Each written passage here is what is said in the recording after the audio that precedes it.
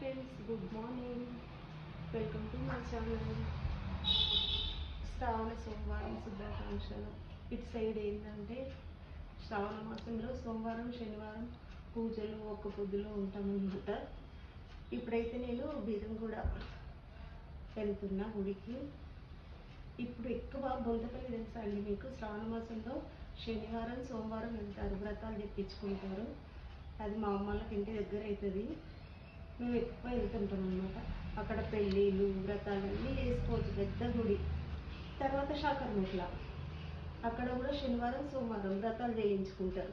అది అత్తగారు ఊరి దగ్గర, బొంతపల్లి అమ్మగారు ఊరి దగ్గర. మాకు ఎక్కువ అలవాటు ఆ గుళ్ళకి వెళ్ళడం.